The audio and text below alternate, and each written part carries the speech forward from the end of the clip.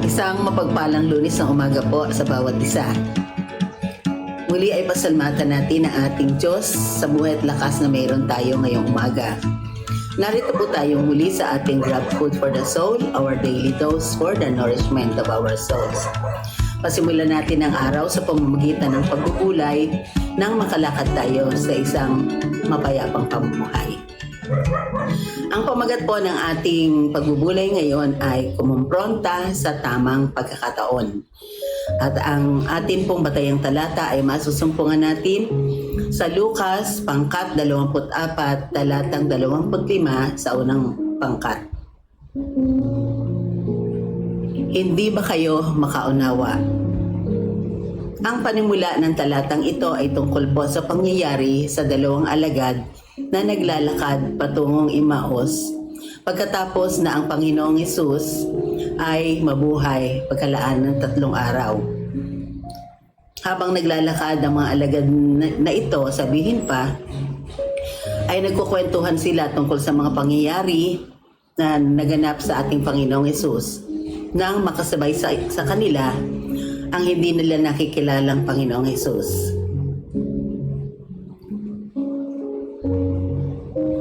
Dahil sa kanilang pagkukwentuhan, napagwikaan pa nga nila ang Panginoong Hesus na ikaw lamang ang taga rito sa Jerusalem na hindi nakakaalam tungkol sa pangyayari. Dumating sa puntong kailangan nang magsalita ang Panginoong Hesus upang alisin ang pag-aalinlangan ng dalawang alagad upang itama sila sa kanilang pagkakamali. Otherwise, kung hindi sila kinumpronta ng Panginoong Hesus, mananatili sila sa pag-aalinlangan at kanilang kamangmangan. Inuunawa natin ang ating kapwa kung sila ay nagkakamali. Binibigyan sila ng pagkakataon na magpaliwanag sa kanilang kalagayan. Ngunit kung dumating na sa pagkakataong ito na dapat na sila ay itama, kailangan gawin ito ng may katatagan sa udyok ng pag-ibig. Ang tawag dito ay Christian criticism base sa tagubilin sa Efeso pangkat 4 talatang 15. Sa halip sa pamamagitan ng pagsasalita ng katotohanan sa diwa ng pag-ibig, tayo'y maging dapat na maging lubos na katulad ni Kristo na siyang ulo nating lahat. Kaya't ang Christian criticism ay ang pagsalita ng katotohanan sa udyok ng pag-ibig. Take note, ito'y pagsasalita ng katotohanan, hindi ng kasinungalingan, hindi ng chismis, at ito'y udyok ng pag-ibig, hindi udyok ng galit, hindi udyok ng inggit, at hindi rin sa pagmamataas. Isinalin ito ng The Living Bible ng ganito: speaking truly, dealing truly, living truly.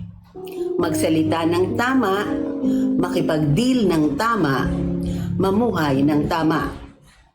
Ang layunin ng Christian criticism ay itama ang mali, palabasin ang katotohanan, ilagay sa ayos ang mga bagay-bagay sa udyok ng pag-ibig.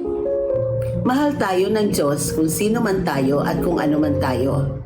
Ngunit dahil din sa pag-ibig na to, kung bakit hindi niya tayo iiwan sa ating mga kalagayan. Nais niyang baguhin tayo. We need the spirituality of confrontation dictated by love in order to put things right. This is the real essence of justice in the Bible. To be just is to put things right. Hindi ito madaling gawin, pero kung hihingi natin ito sa ating Panginoon sa tulong ng Banal na Espiritu, magagawa natin ito ayon sa dikta ng pag-ibig. Panginoon, ituro mo po sa amin ang tamang paraan ng pagtatama sa kamalian ng aming kapwa, na magawa namin ito sa udyok ng pag-ibig na nagmumula sa iyo. Salamat, Panginoon, sa tinuro mo sa amin na maikling mensahe ngayong umaga, na nawa magawa namin ang mga bagay na ito nang hindi kung sa anuman, kundi ayon sa udyok ng iyong pag-ibig, na kung nagkakamali man ang aming kapwa, ito ay aming itama sa paraan mo at hindi sa aming mga sariling paraan. Yon ay udyok ng pag-ibig mo. Dalangin din namin sa araw na ito na gabayan mo po at samahan ang bawat sa amin, ang mga kapatid namin na pumapasok sa kanilang mga trabaho, ganun din ang mga bata na pumapasok pa sa kanilang mga paaralan.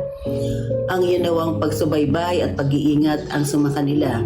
Sa mga kapatid po namin na mayroong pa ring mga karamdaman, nawa tulungan mo po ang bawat isa sa pamagitan ng hipo ng iyong pagaling. Maranasan nila, Panginoon, ang kagalingang nagmumula sa iyo. Ito po ang aming dalangin na may pagtitiwala at may pasasalamat sa pangalan ng aming Panginoong Hesus. Amen. Salamat po sa pagsama sa akin sa ating pagbubulay ngayong umaga. A friendly reminder po to all of us, be Christ-like in our workplace today. Pumayo at maglingkod.